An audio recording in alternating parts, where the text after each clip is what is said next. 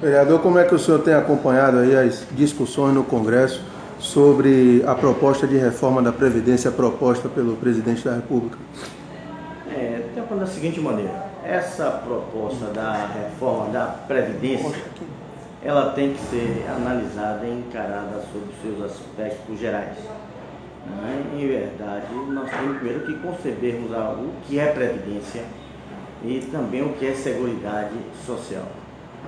Previdência, nós sabemos que é o benefício que é garantido de maneira permanente ou transitória ao trabalhador brasileiro que fica incapaz de trabalhar. E a Seguridade Social é aquela em que você entra, isso são as instituições que dão a proteção social ao cidadão brasileiro. E você começa pela questão do direito do acesso à saúde, a assistência social e também assistência previdenciária. A reforma encaminhada pelo governo federal, no caso o executivo ao Congresso Nacional, ela em verdade é um retrocesso social e também ela penaliza o povo brasileiro, principalmente as camadas mais pobres.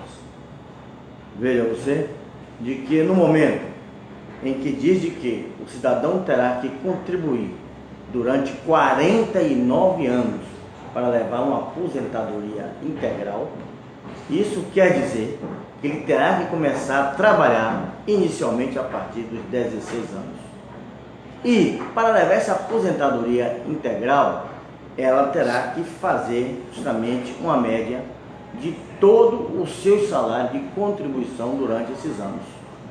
Mas, em verdade, quando se aplica inclusive uma regra de transição em relação a quem tem 45 anos e quem tem 50 anos e que já está contribuindo dentro do sistema, nós vamos percebermos de que esse cidadão, mesmo cumprindo essa regra de transição ou cumprindo esse estágio, ele não chegará nunca a um benefício previdenciário de quase 100%.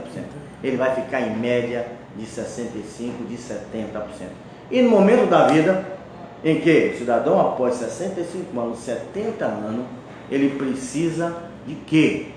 De dinheiro para poder tratar das suas doenças que vão surgindo, como a hipertensão, como diabetes, como câncer e tantas outras patologias.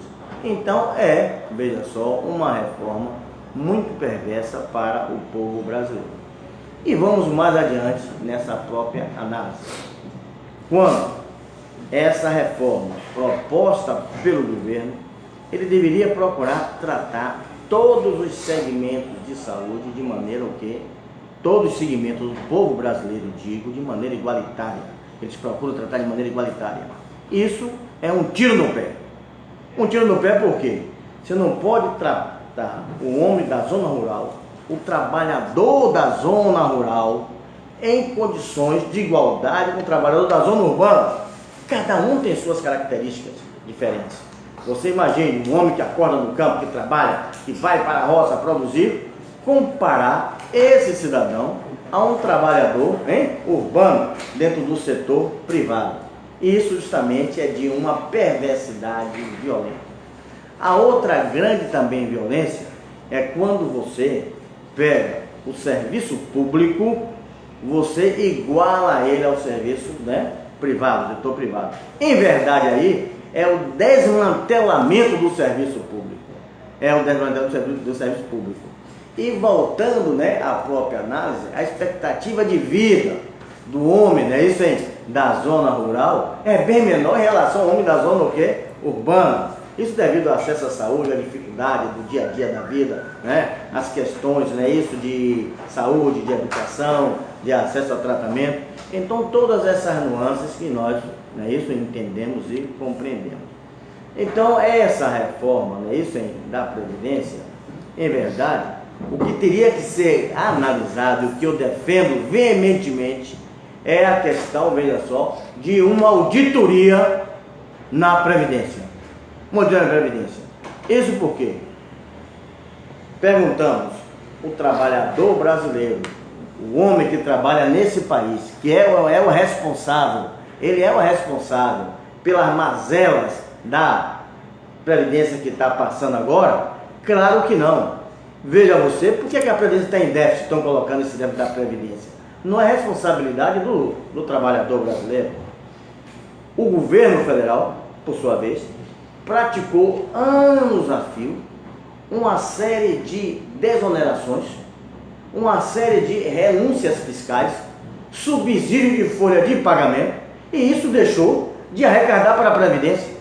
Mas, no entanto, jogam isso como sendo responsabilidade da Previdência. E quando vamos para o campo da Seguridade Social, você encontra também uma outra discrepância grande, que é, por exemplo, que teria que ser algumas arrecadações, algumas captação de recursos para a própria Seguridade Social, que se nós formos compreender, fazer uma análise, fazer uma auditoria, veremos que a Seguridade Social ela deve ter o quê? Deve estar avitária, ela não está deficitária.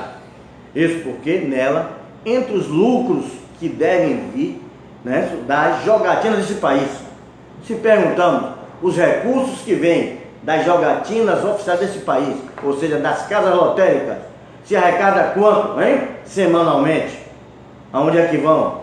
O lucro que se arrecada do PIS/PASEB, do Fundo de Garantia, do CSLL, que tem que vir justamente o quê?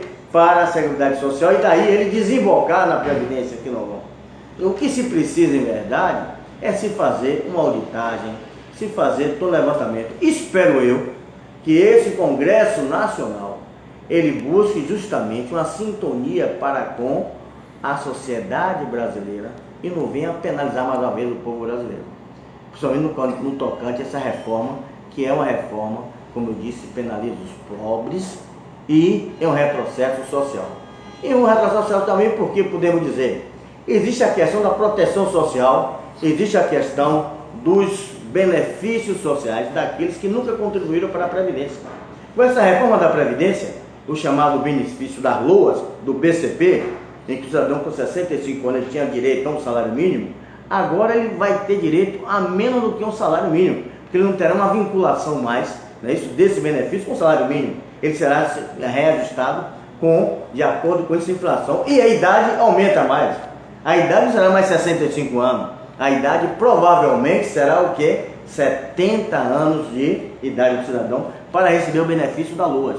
E mais adiante se discute a questão da pensão, em que a pensão por morte, né, de um companheiro ou de outro, em que ela não pode mais receber justamente a aposentadoria em pensão, ela passa a receber 50% daquele valor, podendo optar por um valor maior. Então são uma série, veja só, de artigos, uma série de propostas encaminhadas pelo governo, de que a gente se debater. O governo não pode de maneira assoldada ou aventada dizendo, olha, nós queremos aprovar uma reforma da Previdência no primeiro semestre de 2017. Não, nós temos que passar por um grande debate, né? Passar pela debate dentro da sociedade civil organizada, debate nas câmaras municipais e dentro do próprio Congresso Nacional. Porque caso você não leve a esses debates, isso vai terminar ficando na mão do legislador, que muitas vezes está corroborando a proposta de um técnico a nível de Brasília e que não está em sintonia com a realidade porque vive o nosso país. E além do mais, a própria sociedade brasileira hoje questiona essa reforma da Previdência feita por esse Congresso Nacional. Por que questiona? Um Congresso que está, né, o tempo todo sob sobressaltos com questão de Lava Jato, questão de delações e tantos outros fatos. E a sociedade começa a se perguntar, ou um Congresso que está com uma série de, deputados como réu ou respondendo a projetos, e aí nos perguntamos, tem, veja só, a legitimidade, tem a credibilidade para fazer uma reforma de previdência perversa, com retrocesso social, né, penalizando cada vez mais os pobres, desmantelando em verdade o serviço público, desmantelando o servidor público das suas ações. Então são questões que nós vamos assistirmos em 2017, o povo nas ruas. Então são essas questões todas que tem que vir para a demanda. terá que ser ouvido a Associação dos Magistrados, terá que ser ouvido, não é isso? Os segmentos de representação de categorias, para poder justamente se buscar, não é isso, uma melhor, né, tipo de reforma que atenda ao cidadão brasileiro. Eu mesmo defendo de maneira muito bem clara,